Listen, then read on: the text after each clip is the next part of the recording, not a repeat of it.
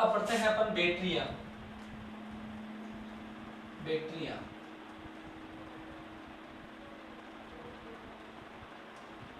बैटरियां क्या होती है? मैंने शुरुआती स्तर पर जिक्र किया था, बैटरी और सेल एक ही बात है। सेल का बड़ा रूप है वो बैटरी कहलाती है। या मैं ऐसा कहूँ कि बहुत से सेलों को यदि श्रेणी क्रम में जोड़ दिया जाए, बहुत से सेलों को यदि श्रेणी क्रम में जोड़ दिया जाए तो प्राप्त बड़े सेल को अपन क्या बोलेंगे? बैटरी कहेंगे, बैटरी कहा जाता है।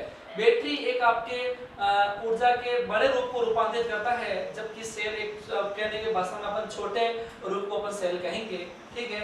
अब देखो बैटरियां होती है, दो प्रकार की होती है।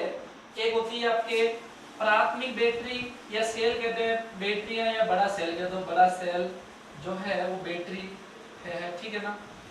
एक होता है आपके प्राथमिक बैटरियां, एक दूसरा होता है द्वितीयक बैटरियां। प्राथमिक सेल या द्वितीयक सेल कह दो, या प्राथमिक बैटरियां द्वितीयक बैटरियां। द्वितीयक बैटरियां कह दो या सेल कह दो, एक ही बात है, प्राथमिक सेल द्वितीयक सेल।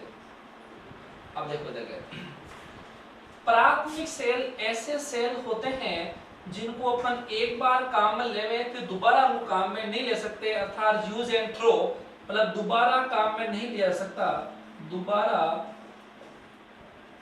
दोबारा काम में नहीं लिया जा सकता, नहीं लिया जा सकता, लिया जा सकता। इसका मतलब क्या हुआ? इसका मतलब ये हो गया कि इसका मतलब ये हो गया दोबारा काम में नहीं ले सकते, मतलब वापस चार्ज नहीं हो सकता, मतलब उनको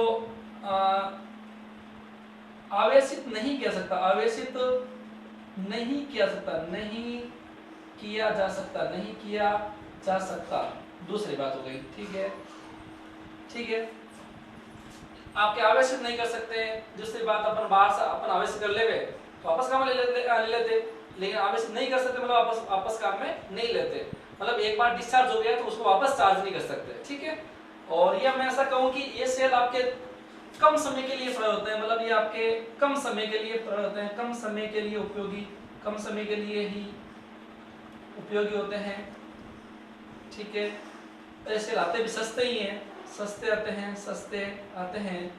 और ये सेल होते हैं ना, ये आपके रासायनिक ऊर्जा को विद्युत ऊर्जा में परिवर्तित करते हैं, विद्युत ऊर्जा में परिवर्तित करते हैं। वापस इनका ये जो डिस्चार्ज होगा, डिस्चार्ज प्रोसेस है, डिस्चार्ज, ये डिस्चार्जिंग प्रोसेस, डिस्चार्ज के दो, डिस्चार्ज या निरावेशन, हिंदी में बोलते हैं निरावेशन, निरावेशन की प्रक्रिया या डिस्चार्ज की प्रक्रिया वो एक ही है, उसमें रासायनिक ऊर्जा का विद्युत ऊर्जा में। अब समझते हैं, बात करते हैं मोबाइल है। मोबाइल जब आप काम में ले रहे होंगे, इसका मतलब क्या है? आपके रासायनिक ऊर्जा है वो किस बदल रही है? विद्युत ऊर्जा बदल रही है। टॉर्च है, टॉर्च की जो रासायनिक ऊर्जा है वो विद्युत ऊर्जा बदल रही है, फिर विद्युत ऊर्जा प्रकाश ऊर्जा बदल रही है। अपन इतना ही समझते हैं रासायनिक ऊर्जा विद्युत ऊर्जा बदल रही है। वापस इसको बैटरी से जो टॉर्च का जो सेल होता है उसको वापस चार्ज नहीं कर सकते, ठीक है। घड़ी के जो सेल होते हैं, घड़ी के सेल होते हैं, छोटे सेल आते हैं, उनको वापस चार्ज नहीं कर सकते, अर्थात उनकी रासायनिक ऊर्जा केवल विद्युत ऊर्जा बदल रही है, विद्युत ऊर्जा से वापस उनको रासायनिक ऊर्जा में नहीं बदला जा रहा है। अर्थात ऐसे सेल होते हैं वो एक दिशा में काम करते हैं, इसलिए इनको बोलते हैं अनुत्क्रमणीय सेल। इनका जो प्रोसेस होता है वो आपके अनुत्क्रमणीय प्रक्रम के रूप में कार्य करते हैं। अनुत्क्रमणीय प्रक्रम के दो, a process which can be moved only one direction, जो आपके होते हैं, आपके जो उन्हें बोलते हैं इरिवर्सिबल प्रोसेस कहते हैं, जो से बोलते हैं अनुत्क्रमणीय प्रक्रम कहते हैं हिंदी में, ठीक है। तो ये आपका हो गया प्राथमिक सेल के बारे में। इसका जो उल्टा है वो द्वितीयक सेल में है, मतलब इनको दोबारा काम में नहीं ले सकता है, इनको लिया जा सकता है, इनको आवेशित नहीं किया सकता है, इनको आवेशित किया जा सकता है। कम समय के लिए प्रयोग होते हैं, ये अधिक समय के लिए प्रयोग होते हैं, लंबे समय तक, अधिक समय तक। जिस मोबाइल की बैटरी है 1 साल नहीं, 2 साल, 3 साल, 4 साल, 5 साल अच्छे चल जाती है, ठीक है। इन्वर्टर की बैटरी लंबे समय चलती है, अपने इन्वर्टर की जो बैटरी लंबे समय चलती है, मोबाइल की बैटरी लंबे समय चलती है, जो आपके कैमरे के सेल आते हैं वो भी लंबे समय चलते हैं, ठीक है। तो ये कम समय के लिए प्राथमिक सेल, तो द्वितीयक सेल है, इनको वापस चार्ज लगा लेंगे तो कम समय के लिए, तो ये अधिक समय के लिए उपयोगी देते हैं, अधिक समय के लिए। ये सस्ते होते हैं, ये थोड़े महंगे आते हैं। रासायनिक ऊर्जा विद्युत ऊर्जा में, अब यहाँ बात समझिए। यदि बैटरी अपने फोन की डिस्चार्ज हो गई, तो डिस्चार्ज हो गई मतलब आपने फोन काम में लिया, एक व्यक्ति जो फोन काम में लेगा तो आपकी रासायनिक ऊर्जा को विद्युत ऊर्जा बदलेगा, तो रासायनिक ऊर्जा धीरे धीरे क्या कम होगी, विद्युत ऊर्जा बदल रही है, कम हो रही है, तो धीरे डिस्चार्ज होगा, डिस्चार्ज हो गया।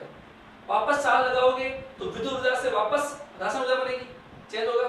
तो विद्युत ऊर्जा का परिवर्तन किस में, रासायनिक ऊर्जा में करना है। तो ऐसे केस में वापस ये चार्ज हो रहा है, वापस कहां मिलोगे, डिस्चार्ज होगा। तो चार्जिंग डिस्चार्जिंग, चार्जिंग डिस्चार्जिंग, अर्थात a process which can be moved in both direction which is known as reversible process। तो इसमें जो प्रोसेस होगा वो रिवर्सिबल प्रोसेस होगा, अर्थात रासायनिक ऊर्जा का विद्युत ऊर्जा में और विद्युत ऊर्जा का रासायनिक ऊर्जा में, ये दोनों और मूव होगा। जब अपन चार्ज अपन दोनों काम में लेंगे या डिस्चार्ज होगा, काम में लेना डिस्चार्ज होना, तो डिस्चार्ज में ये होगा, डिस्चार्ज में आपका क्या होगा, रासायनिक ऊर्जा विद्युत ऊर्जा बदलेगी। जब चार्ज करोगे, चार्जिंग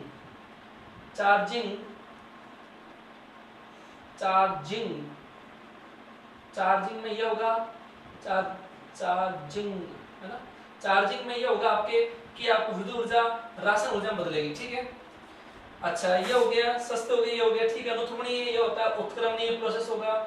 ये कुल मिला के आपके 1 2 3 4 5 और 6 आपके जिसमें अंतर हो गया दोनों में। इसके एग्जांपल के बारे में बात करें तो ये इसमें आता है आपका शुष्क सेल, कौन सा आता है, ड्राई सेल।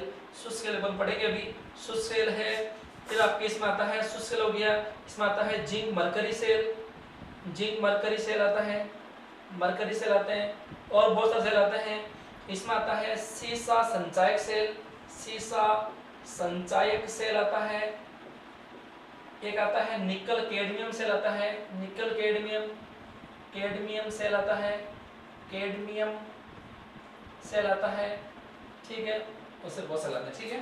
तो अपन पढ़ते हैं पहले शुष्क सेल। क्या पढ़ते हैं, शुष्क सेल पढ़ते हैं, ठीक है। इनको बराबर कर रहा हूं मैं, ठीक है। शुष्क सेल के बारे में बात करते हैं, ठीक है। अब शुष्क, ये इसको बोलते हैं ड्राई सेल, ड्राई सेल। शुष्क सेल ड्राई सेल क्या होता है, बात करते हैं। देखिएगा आपने इस सेल के बारे में अपने बचपन को याद कीजिए। बचपन में आपने जो पहले रेडियो होता था, आजकल तो उस रेडियो का स्थान मोबाइल ले लिया है। पहले रेडियो आते थे जिसमें आपके बड़ा रेडियो साइड में, उसमें बड़े बड़े सेल आते थे, 3 सेल आते थे, जिसको आपने बचपन में फोड़ा होगा एक बार, क्योंकि वो यूजलेस होते हैं।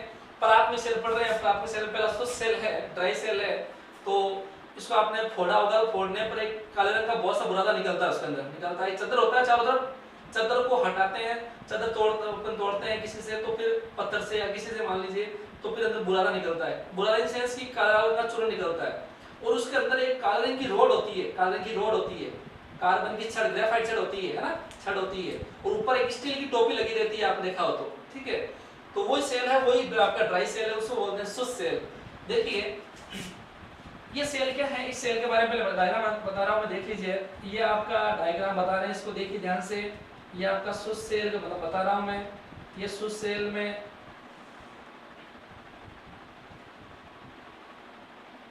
ठीक है, देखिएगा इसमें आपके ये आपका एक कार्बन की रोड है,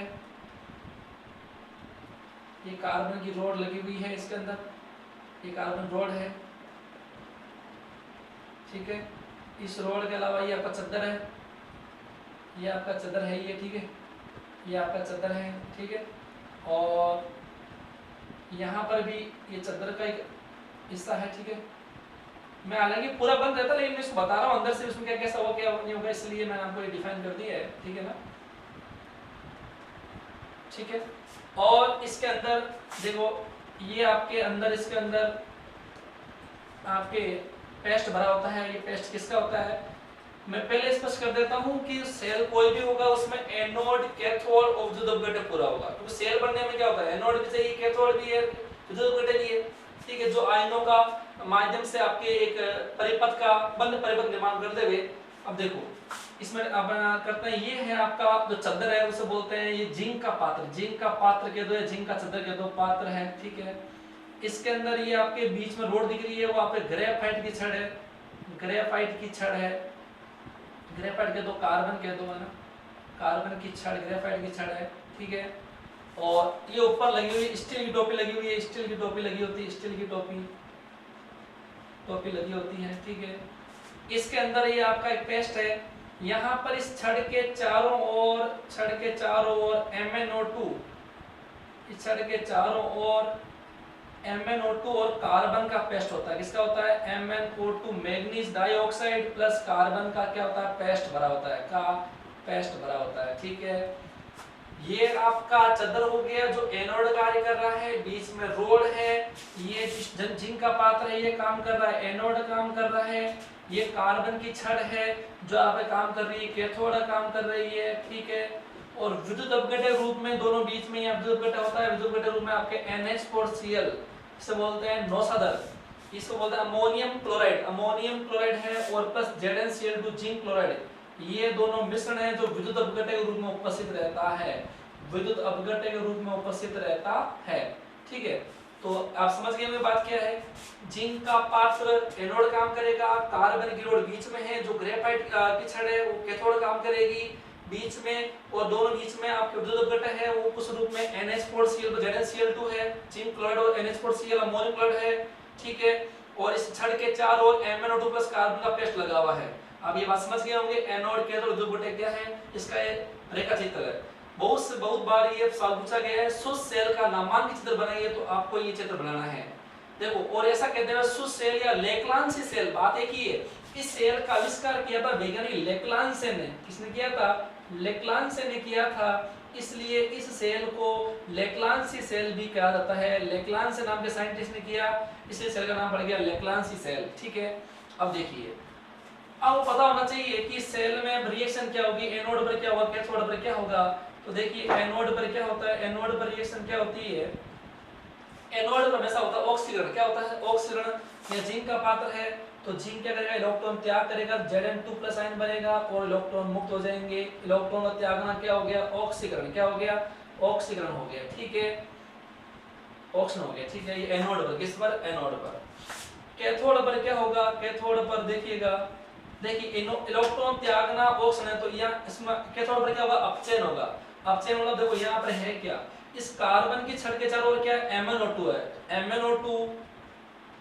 ठीक है, प्लस उधर आपके इस विद्युत अपघटन रूप में क्या है? NH4Cl और ZnCl2 का नमी युक्त पेस्ट है। नमी युक्त मतलब आयन टूट गया, zinc ion, chloride ion, NH ammonium ion और Cl- आयन। तो यहाँ के जो अमोनियम आयन है वो अमोनियम आयन और इलेक्ट्रॉन ग्रहण कर लेगा, वहां से निकला इलेक्ट्रॉन ग्रहण कर लेगा, और रिएक्शन होगी क्या बनेगा? MnOH, मैग्नीज हाइड्रोक्सी ऑक्साइड या ऑक्सी हाइड्रोक्साइड कह दो। ठीक है, प्लस आपके अमोनिया गैस निकल जाएगी।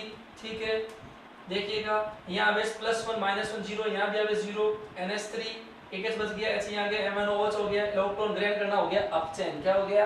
अपचयन हो गया। ठीक है, ये ऑक्सीजन और ये अपचयन हो गया। ठीक है, और देख लो यहाँ पर वैसे इलेक्ट्रॉन ग्रहण करना क्या होता है? अपचयन होता है। और वैसे भी देख लो Mn का ऑक्सीजन कितना है? X माइनस का ऑक्सीजन होता है -2, 1 का -2, 2 का -4 बराबर 0, तो X मान कितना आ रहा है? +4।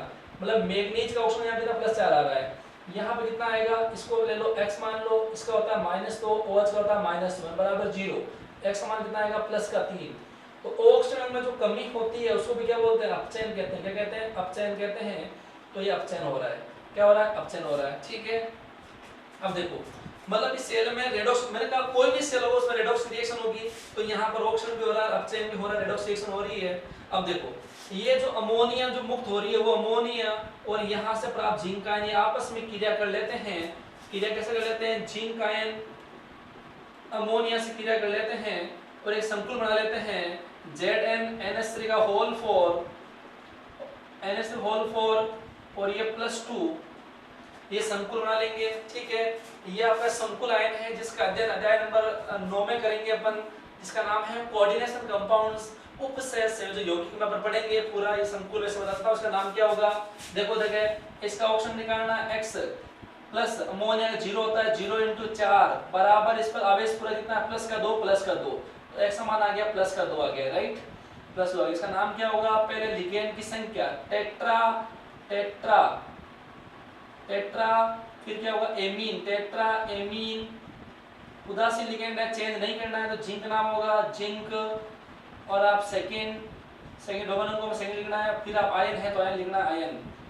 अब आपको ये नाम कैसा आया लोड नहीं लेना है, बाद में चैप्टर पढ़ेंगे तो आप इस चीज में आप देख सकते हैं। ठीक है, अब देखिए, मतलब ये जो आपका एनोड पर जिंक आयन प्राप्त हुआ, कैथोड पर आपके अमोनिया प्राप्त हुई, दोनों ने क्या करके एक संतुलन बना लिया। इस सेल से हमें जो वोल्टेज प्राप्त होगी वो आपके 1.5 वोल्ट की वोल्टता प्राप्त होगी। इसका उपयोग आप रेडियो में सुनने वाले आपके यंत्र होते हैं उसमें अपन काम में लेते हैं। तो ये हो गया आपका शुद्ध सेल। एक बहुत बड़ी बात ये है, शुद्ध सेल को वापस काम नहीं ले सकते। सेल की बड़ी विशेषता ये है कि सेल को चाहे काम में लो चाहे नहीं लो, ये सेल बड़ा खराब हो जाता है, क्योंकि NH सेल होता है वो आपके अम्लीय प्रकृति का होता है। वो इसके इस जिंक के पात्र को संसारित कर देगा जैसे गैस में, वो आपका सेल उपयोगी नहीं रह पाएगा, क्योंकि जो आवरण है जिंक का आवरण है उसका ऊपर एक परत बन जाएगी और परत बनने पर उपयोगी नहीं रह पाएगा, है ना, प्रॉपर सेल रूम में वर्क नहीं करेगा। इसलिए ये सेल काम में नहीं लेने या लेने इसके बावजूद भी आप काम में ले तो खराब होना ही स्वाभाविक बात है, नहीं ले तब भी खराब हो जाएगा ये, ठीक है। ये आपका शुद्ध सेल का एक आपका डिसएडवांटेज भी है, ठीक है।